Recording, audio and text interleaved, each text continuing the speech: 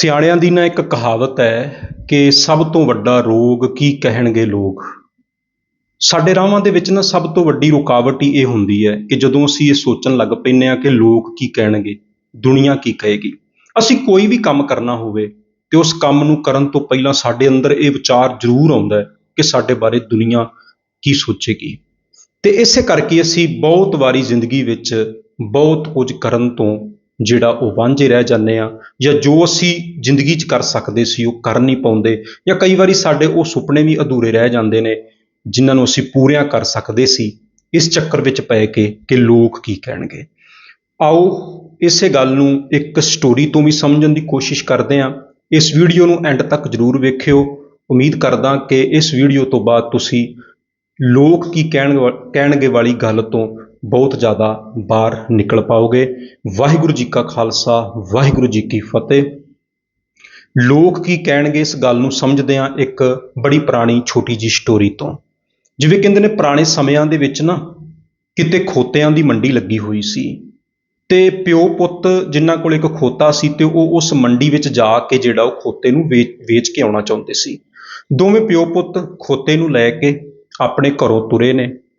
ਖੋਤੇ ਦੇ ਗਲ ਵਿੱਚ ਇਹਨਾਂ ਰੱਸੀ ਪਾਈ ਹੋਈ ਹੈ, ਪਿਓ ਨੇ ਰੱਸੀ ਪਕੜੀ ਹੈ, ਪੁੱਤਰ ਨਾਲ ਨਾਲ ਤੁਰਿਆ ਜਾਂਦਾ ਹੈ ਤੇ ਮਗਰ ਮਗਰ ਖੋਤਾ ਰਾਹ ਤੇ ਤੁਰਦੇ ਹੋਏ ਉਸ ਮੰਡੀ ਵੱਲ ਵੱਧ ਰਹੇ ਨੇ, ਜਿਹੜੀ ਮੰਡੀ ਇਹਨਾਂ ਦੇ ਘਰ ਤੋਂ ਕਾਫੀ ਮੀਲ ਦੀ ਦੂਰੀ ਤੇ ਸੀ। ਰਾਹ ਵਿੱਚ ਜਾਂਦਿਆਂ ਜਾਂਦਿਆਂ ਕੁਝ ਲੋਕ ਇਹਨਾਂ ਨੂੰ ਮਿਲੇ, ਜਿਹੜੇ ਇਹਨਾਂ ਵੱਲ ਵੇਖ ਕੇ ਬੜਾ ਖਿੜਖੜਾ ਕੇ ਹੱਸੇ ਤੇ ਆਪਸ ਵਿੱਚ ਗੱਲਾਂ ਕਰਨ ਲੱਗੇ ਵੀ ਇਹ ਵੀ ਕਮਾਲ ਦੇ ਬੰਦੇ ਨੇ ਦੋਵੇਂ ਪਿਓ ਪੁੱਤ। ਇਹਨਾਂ ਕੋਲ ਚੰਗੀ ਭਲੀ ਸਵਾਰੀ ਹੈ, ਇਹਨਾਂ ਕੋਲ ਇੱਕ ਖੋਤਾ ਹੈ ਜਿਹਦੇ ਤੇ ਸਵਾਰ ਹੋ ਕੇ ਆਪਣੀ ਮੰਜ਼ਿਲ ਤੇ ਪਹੁੰਚ ਸਕਦੇ ਨੇ, ਪਰ ਇੱਕ ਸਵਾਰੀ ਹੁੰਦਿਆਂ ਹੋਇਆਂ ਵੀ ਦੋਵੇਂ ਜਣੇ ਜਿਹੜੇ ਨੇ ਉਹ ਤੁਰਦੇ ਜਾ ਰਹੇ ਨੇ। ਵੇਖੋ ਇਹਨਾਂ ਦੇ ਕੋਲ ਕਿੰਨੀ ਅਕਲ ਦੀ ਘਾਟ ਹੈ, ਸਵਾਰੀ ਹੁੰਦਿਆਂ ਹੋਇਆਂ ਵੀ ਤੁਰਦੇ ਜਾ ਰਹੇ ਨੇ, ਨਹੀਂ ਤੇ ਇਸ ਖੋਤੇ ਦੇ ਉੱਤੇ ਸਵਾਰ ਹੋ ਕੇ ਵੀ ਤੇ ਜਾ ਹੀ ਸਕਦੇ ਸਨ। ਜਦੋਂ ਪਿਓ ਪੁੱਤ ਨੇ ਇਹ ਗੱਲ ਸੁਣੀ ਵੀ ਲੋਕ ਸਾਡੇ ਬਾਰੇ ਕਿਵੇਂ ਦੀਆਂ ਗੱਲਾਂ ਕਰ ਰਹੇ ਨੇ, ਤੇ ਪਿਤਾ ਨੇ ਆਪਣੇ ਪੁੱਤਰ ਨੂੰ ਆਖਿਆ ਵੀ ਤੂੰ ਖੋਤੇ ਤੇ ਸਵਾਰ ਹੋ ਜਾ। ਲੋਕ ਗੱਲਾਂ ਕਰ ਰਹੇ ਨੇ, ਦੋਵੇਂ ਜਣੇ ਨਾਲ ਨਾਲ ਤੁਰਦੇ ਜਾਂਦੇ ਚੰਗੇ ਨਹੀਂ ਲੱਗਦੇ, ਇੱਕ ਜਣਾ ਉੱਤੇ ਬਹਿ ਜਾਂਦੇ ਆ, ਇੱਕ ਜਣਾ ਨਾਲ ਨਾਲ ਤੁਰਿਆ ਚੱਲੇਗਾ। ਪਿਓ ਨੇ ਪੁੱਤਰ ਨੂੰ ਖੋਤੇ ਤੇ ਬਿਠਾ ਦਿੱਤਾ, ਪੁੱਤਰ ਖੋਤੇ ਤੇ ਬਹਿ ਗਿਆ, ਪਿਓ ਨਾਲ ਨਾਲ ਖੋਤੇ ਦਾ ਰੱਸਾ ਪਕੜ ਕੇ ਤੁਰਨ ਲੱਗਾ। ਹਜੇ ਕੋਈ ਮੀਲ ਡੇਢ ਦੂਰ ਹੀ ਗਏ ਸਨ, ਕੁਝ ਲੋਕ ਉਹਨਾਂ ਨੂੰ ਹੋਰ ਅੱਗੋਂ ਮਿਲੇ ਤੇ ਇਹਨਾਂ ਵੱਲ ਖਿੜਖੜਾ ਕੇ ਹੱਸਣ ਲੱਗੇ ਤੇ ਆਪਸ ਵਿੱਚ ਗੱਲਾਂ ਕਰਨ ਲੱਗੇ। ਕਹਿੰਦੇ ਵੇਖੋ ਘੋਰ ਕਲਯੁਗ ਆ ਗਿਆ।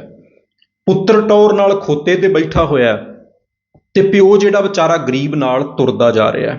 ਪੁੱਤਰ ਨੂੰ ਰਤੀ ਭਰ ਵੀ ਸ਼ਰਮ ਨਹੀਂ ਹੈਗੀ ਵੀ ਮੈਂ ਪਿਓ ਨੂੰ ਹੀ ਖੋਤੇ ਤੇ ਬਿਠਾ ਦਿਆਂ ਤੇ ਆਪ ਨਾਲ ਤੁਰਦਾ ਜਾਵਾਂ। ਕੋਈ ਪਿਤਾ ਦਾ ਇੱਜ਼ਤ ਸਨਮਾਨ ਮਨ ਵਿੱਚ ਹੈਗਾ ਹੀ ਨਹੀਂ, ਆਪ ਟੌਰ ਨਾਲ ਬੈਠਾ ਤੇ ਪਿਓ ਨਾਲ ਤੁਰਦਾ ਜਾ ਰਿਹਾ। ਜਦੋਂ ਇਹ ਗੱਲ ਪੁੱਤਰ ਨੇ ਸੁਣੀ, ਉਹ ਛਾਲ ਮਾਰ ਕੇ ਖੋਤੇ ਤੋਂ ਥੱਲੇ ਉਤਰ ਪਿਆ ਵੀ ਲੋਕ ਬੜੀਆਂ ਗੱਲਾਂ ਕਰ ਰਹੇ ਨੇ, ਤੇ ਪਿਤਾ ਨੂੰ ਕਹਿਣ ਲੱਗਾ ਪਿਤਾ ਜੀ ਤੁਸੀਂ ਬਹਿ ਜਾਓ, ਕਿਉਂਕਿ ਲੋਕ ਗੱਲਾਂ ਕਰਦੇ ਨੇ, ਜੇ ਮੈਂ ਖੋਤੇ ਤੇ ਬਹਿਣਾ ਤੇ ਚੰਗਾ ਨਹੀਂ ਲੱਗਦਾ, ਤੇ ਤੁਸੀਂ ਬਵੋ ਮੈਂ ਨਾਲ ਨਾਲ ਤੁਰਾਂਗਾ। ਹੁਣ ਪਿਓ ਖੋਤੇ ਤੇ ਬਹਿ ਗਿਆ, ਪੁੱਤਰ ਰੱਸਾ ਫੜ ਕੇ ਨਾਲ ਨਾਲ ਖੋਤੇ ਨੂੰ ਲੈ ਕੇ ਰਾਹ ਤੇ ਤੁਰਨ ਲੱਗ ਪਿਆ। ਮੀਲ ਡੇਢ ਦੂਰ ਹੋਰ ਗਏ ਹੋਣਗੇ ਤੇ ਅੱਗੋਂ ਕੁਝ ਹੋਰ ਲੋਕ ਮਿਲੇ ਤੇ ਜਿਹੜੇ ਕਹਿਣ ਲੱਗੇ ਵੀ ਵੇਖੋ ਕਿਵੇਂ ਦੇ ਲੋਕ ਨੇ। ਪਿਓ ਆਪ ਖੋਤੇ ਤੇ ਟੌਰ ਨਾਲ ਬੈਠਾ ਹੋਇਆ ਹੈ ਤੇ ਪੁੱਤਰ ਨਾਲ ਨਾਲ ਤੁਰਦਾ ਜਾ ਰਿਹਾ ਹੈ। ਪੁੱਤਰ ਵਿਚਾਰਾ ਗਰਮੀ ਦੇ ਵਿੱਚ ਥੱਕਿਆ ਟੁੱਟਿਆ ਬੜੀ ਮੁਸ਼ਕਲ ਨਾਲ ਤੁਰਦਾ ਜਾ ਰਿਹਾ ਖੋਤੇ ਦਾ ਰੱਸਾ ਪਕੜ ਕੇ, ਤੇ ਪਿਓ ਜਿਹੜਾ ਉਹ ਆਪ ਟੌਰ ਦੇ ਨਾਲ ਖੋਤੇ ਤੇ ਬੈਠਾ ਹੋਇਆ। ਇਸ ਕਰਕੇ ਚਾਹੀਦਾ ਇਹ ਸੀ ਵੀ ਪਿਓ ਤੁਰਦਾ ਤੇ ਪੁੱਤਰ ਖੋਤੇ ਤੇ ਬਹਿੰਦਾ। ਜਦੋਂ ਉਹਨਾਂ ਲੋਕਾਂ ਦੀ ਇਹ ਗੱਲ ਉਸ ਪਿਓ ਨੇ ਸੁਣੀ, ਉਹ ਵੀ ਖੋਤੇ ਤੋਂ ਉਤਰ ਪਿਆ। ਹੁਣ ਇਹ ਦੋਵੇਂ ਜਣੇ ਨੇ ਇੱਕ ਰੁੱਖ ਦੀ ਛਾਵੇਂ ਬਹਿ ਗਏ ਤੇ ਖੋਤੇ ਨੂੰ ਵੀ ਨਾਲ ਹੀ ਇਹਨਾਂ ਨੇ ਇੱਕ ਰੁੱਖ ਦੀ ਛਾਵੇਂ ਬੰਨ੍ਹ ਦਿੱਤਾ। ਆਪਸ ਵਿੱਚ ਗੱਲਾਂ ਕਰਨ ਲੱਗੇ ਵੀ ਹੁਣ ਕੀ ਕਰੀਏ, ਸਾਰਾ ਕੁਝ ਤੇ ਕਰਕੇ ਵੇਖ ਲਿਆ, ਲੋਕ ਤੇ ਕਿਸੇ ਪਾਸੇ ਵੀ ਨਹੀਂ ਟਿਕਣ ਦਿੰਦੇ। ਜੇ ਨਾਲ ਨਾਲ ਖਾਲੀ ਤੁਰਦੇ ਜਾ ਰਹੇ ਸੀ, ਸੋਚਿਆ ਸੀ ਵੀ ਜਾਨਵਰ ਨੂੰ ਕਿਉਂ ਤੰਗ ਕਰਨਾ ਹੈ, ਤੇ ਅਸੀਂ ਨਾਲ ਨਾਲ ਤੁਰਦੇ ਚੱਲਦੇ ਹਾਂ। ਲੋਕ ਉਦੋਂ ਵੀ ਗੱਲਾਂ ਕਰਦੇ ਸੀ ਵੀ ਚੰਗੀ ਭਲੀ ਸਵਾਰੀ ਹੈ ਤੇ ਨਾਲ ਤੁਰਦੇ ਜਾ ਰਹੇ ਨੇ। ਜੇ ਪੁੱਤਰ ਨੂੰ ਬਿਠਾਤਾ, ਲੋਕਾਂ ਨੇ ਉਦੋਂ ਵੀ ਨਾ ਟਿਕਣ ਦਿੱਤਾ ਵੀ ਪੁੱਤਰ ਆਪ ਟੌਰ ਨਾਲ ਉੱਤੇ ਬਹਿ ਕੇ ਜਾ ਰਿਹਾ ਤੇ ਪਿਓ ਨਾਲ ਨਾਲ ਤੁਰਦਾ ਜਾ ਰਿਹਾ। ਫਿਰ ਅਸੀਂ ਅਗਲਾ ਤਰੀਕਾ ਇਹ ਅਪਣਾਇਆ ਵੀ ਪਿਓ ਨੂੰ ਖੋਤੇ ਤੇ ਬਿਠਾਤਾ ਤੇ ਪੁੱਤਰ ਨਾਲ ਨਾਲ ਤੁਰਦਾ ਜਾਣ ਲੱਗਾ।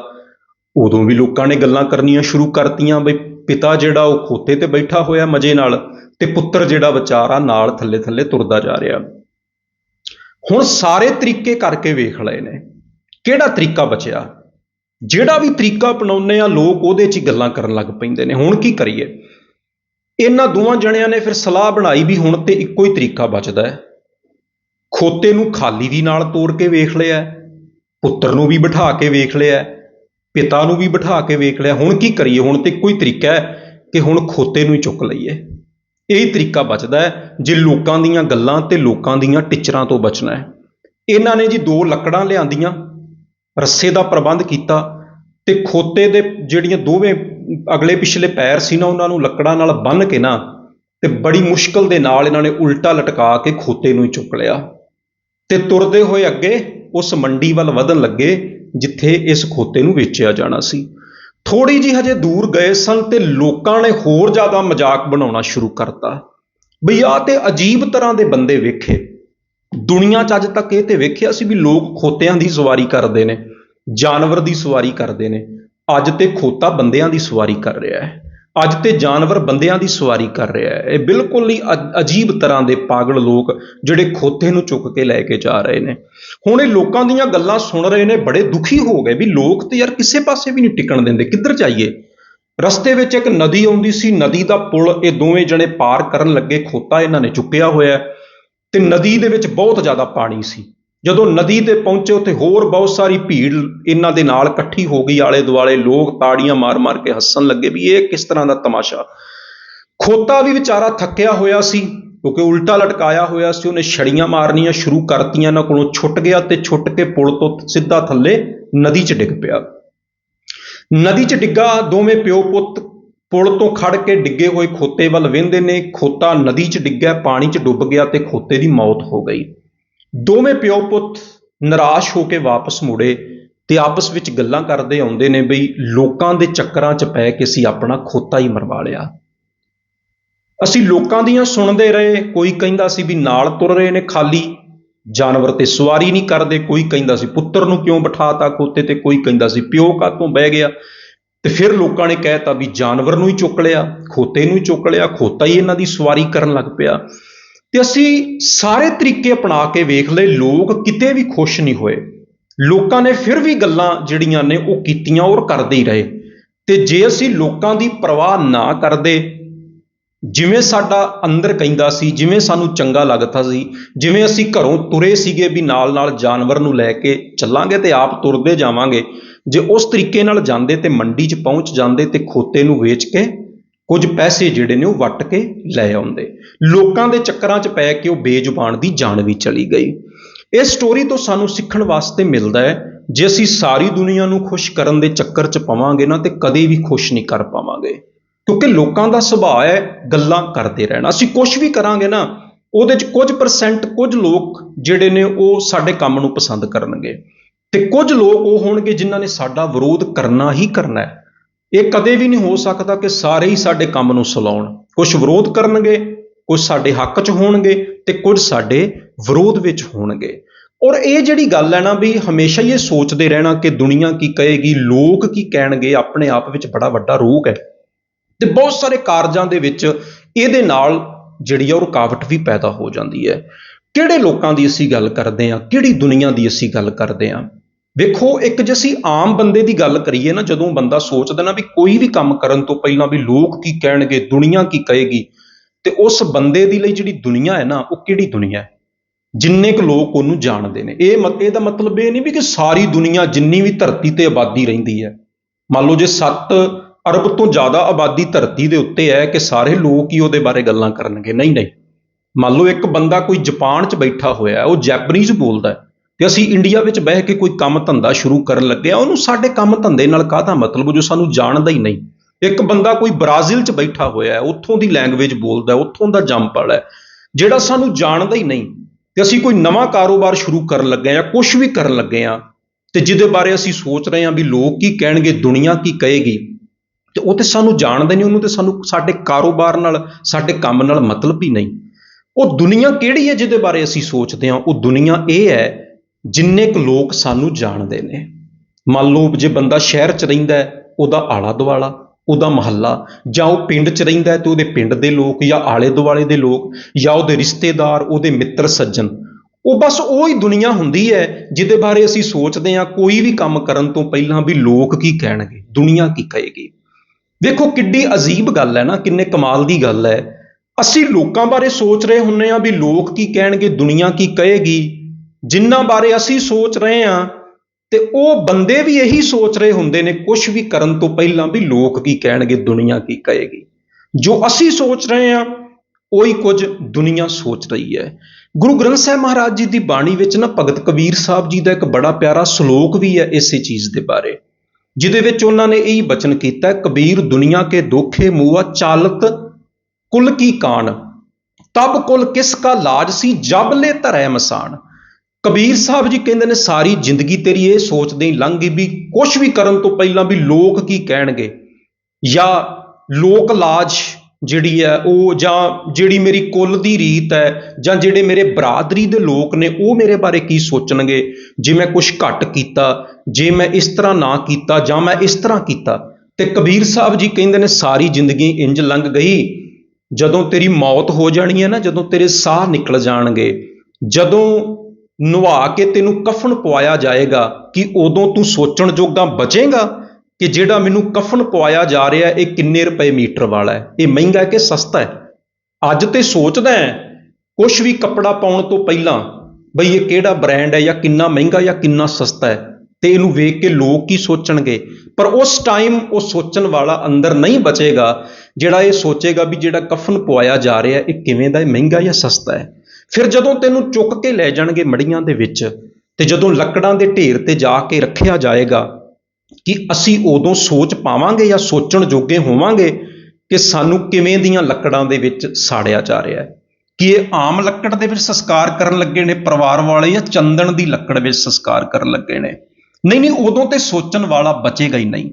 ਫਿਰ ਜਦੋਂ ਸਾਨੂੰ ਲੱਕੜਾਂ ਦੇ ਢੇਰ ਤੇ ਰੱਖ ਕੇ ਅਗਨ ਲਾ ਦਿੱਤੀ ਜਾਏਗੀ, ਸੰਸਕਾਰ ਕਰ ਦਿੱਤਾ ਜਾਏਗਾ, ਔਰ ਆਲੇ ਦੁਆਲੇ ਜਿਹੜੇ ਰਿਸ਼ਤੇਦਾਰ ਮਿੱਤਰ ਸੱਜਣ ਸਾਕ ਸੰਬੰਧੀ ਖੜੇ ਹੋਣਗੇ, ਉਹ ਕਿਵੇਂ ਦੀਆਂ ਗੱਲਾਂ ਕਰ ਰਹੇ ਹੋਣਗੇ ਸਾਡੇ ਬਾਰੇ, ਸਾਨੂੰ ਚੰਗਾ ਕਹਿ ਰਹੇ ਹੋਣਗੇ ਜਾਂ ਮਾੜਾ ਕਹਿ ਰਹੇ ਹੋਣਗੇ, ਕਿ ਅਸੀਂ ਉਦੋਂ ਇਹ ਚੀਜ਼ ਸੋਚਣ ਵਾਲੇ ਹੋਵਾਂਗੇ, ਜਾਂ ਉਹ ਸਾਡੇ ਅੰਦਰ ਅਸੀਂ ਇਹ ਸੋਚ ਪਾਵਾਂਗੇ ਉਸ ਟਾਈਮ ਕਿ ਸਾਡੇ ਬਾਰੇ ਹੁਣ ਲੋਕ ਕੀ ਸੋਚ ਰਹੇ ਨੇ, ਜਾਂ ਮੇਰੀ ਅਰਥੀ ਦੇ ਮਗਰ ਕਿੰਨੀ ਕੁ ਭੀੜ ਤੁਰੀ ਹੈ, ਜਾਂ ਹੁਣ ਇੱਥੇ ਲੋਕ ਕੀ ਕਹਿਣਗੇ, ਜਾਂ ਮੇਰੇ ਸੰਸਕਾਰ ਦੇ ਉੱਤੇ ਜਿਹੜਾ ਪ੍ਰਸ਼ਾਦਾ ਪਾਣੀ ਤਿਆਰ ਕੀਤਾ ਗਿਆ, ਜਾਂ ਮੇਰੇ ਭੋਗ ਦੇ ਉੱਤੇ ਜਿਹੜਾ ਪ੍ਰਸ਼ਾਦਾ ਤਿਆਰ ਕੀਤਾ ਗਿਆ ਉਹ ਕਿਵੇਂ ਦਾ ਤਿਆਰ ਕੀਤਾ ਗਿਆ, ਜਾਂ ਅੱਜ ਲੋਕ ਕੀ ਕਹਿਣਗੇ। ਉਹਦੇ ਪਰਿਵਾਰ ਵਾਲੇ ਸੋਚਦੇ ਨੇ ਲੋਕ ਕੀ ਕਹਿਣਗੇ। ਜਿਹੜਾ ਬੰਦਾ ਤੁਰ ਜਾਂਦਾ ਹੈ ਨਾ, ਜਿਹੜਾ ਸਾਰੀ ਜ਼ਿੰਦਗੀ ਇਹ ਸੋਚਦਾ ਰਿਹਾ ਹਰ ਕੰਮ ਕਰਨ ਤੋਂ ਪਹਿਲਾਂ ਕਿ ਲੋਕ ਕੀ ਕਹਿਣਗੇ, ਸਾਹ ਨਿਕਲਣ ਤੋਂ ਬਾਅਦ ਫਿਰ ਕੁਝ ਵੀ ਸੋਚਣ ਵਾਲਾ ਨਹੀਂ ਬਚਦਾ।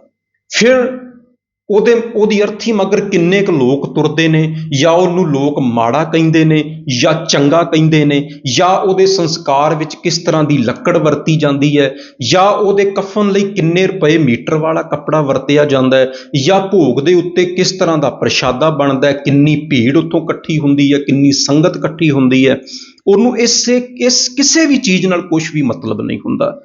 ਇਸ ਕਰਕੇ ਸਾਹ ਨਿਕਲ ਜਾਣ ਤੋਂ ਬਾਅਦ ਬੰਦੇ ਨੂੰ ਇਹਨਾਂ ਚੀਜ਼ਾਂ ਨਾਲ ਕੋਈ ਫਰਕ ਨਹੀਂ ਪੈਂਦਾ ਕਿ ਲੋਕ ਕੀ ਕਹਿਣਗੇ। ਜੇ ਸਾਹ ਨਿਕਲ ਜਾਣ ਤੋਂ ਬਾਅਦ ਇਹਨਾਂ ਚੀਜ਼ਾਂ ਨਾਲ ਫਰਕ ਨਹੀਂ ਨਾ ਪੈਂਦਾ, ਫਿਰ ਸਾਹ ਚੱਲਦਿਆਂ ਹੋਇਆਂ ਵੀ ਸਾਨੂੰ ਇਹਨਾਂ ਗੱਲਾਂ ਨਾਲ ਫਰਕ ਨਹੀਂ ਪੈਣਾ ਚਾਹੀਦਾ। ਕੁਛ ਵੀ ਕਰਨ ਤੋਂ ਪਹਿਲਾਂ ਆਪਣੇ ਅੰਦਰ ਦੀ ਆਵਾਜ਼ ਸੁਣੋ। ਅੰਦਰ ਦੀ ਆਵਾਜ਼ ਕਿਹੜੀ ਹੁੰਦੀ ਹੈ? ਜਿਹੜੀ ਬਾਰ-ਬਾਰ ਆ ਰਹੀ ਹੁੰਦੀ ਹੈ, ਜਿਹੜੀ ਸਾਡੇ ਅੰਦਰ ਪਹਿਲੀ ਆਵਾਜ਼ ਆਉਂਦੀ ਹੈ, ਜਿਹੜੀ ਬਹੁਤ ਗਹਿਰਾਈ 'ਚੋਂ ਆਵਾਜ਼ ਆਉਂਦੀ ਹੈ। ਆਵਾਜ਼ ਤੇ ਹਮੇਸ਼ਾ ਅੰਦਰੋਂ ਆਉਂਦੀ ਹੈ, ਪਰ ਸਾਡਾ ਮਨ, ਸਾਡੇ ਮਨ ਦੇ ਵਿਚਾਰ ਉਸ ਨੂੰ ਦਬਾ ਦਿੰਦੇ ਨੇ।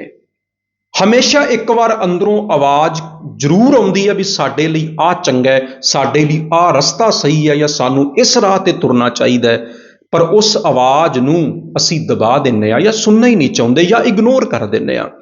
ਇਸ ਕਰਕੇ ਆਪਣੇ ਆਪ ਦੀ ਆਵਾਜ਼ ਸੁਣੋ, ਆਪਣੇ ਅੰਦਰ ਦੀ ਆਵਾਜ਼ ਸੁਣੋ। ਸਾਡੇ ਲਈ ਕੀ ਚੰਗਾ ਹੈ, ਸਾਡੇ ਲਈ ਕਿਹੜਾ ਰਸਤਾ ਸਹੀ ਹੈ, ਜਾਂ ਇਸ ਕਿਹੜੇ ਰਾਹ ਤੇ ਚੱਲ ਕੇ ਅਸੀਂ ਸਹੀ ਰਵਾਂਗੇ, ਜਾਂ ਕਿਹੜੇ ਰਾਹ ਤੇ ਚੱਲ ਕੇ ਸਾਡੇ ਅੰਦਰ ਨੂੰ ਸ਼ਾਂਤੀ ਮਿਲੇਗੀ, ਜਾਂ ਕੀ ਕੁਛ ਕਰਕੇ ਜਿਹੜਾ ਉਹ ਮੇਰਾ ਭਲਾ ਹੋ ਸਕਦਾ ਹੈ ਉਹ ਕਰੋ।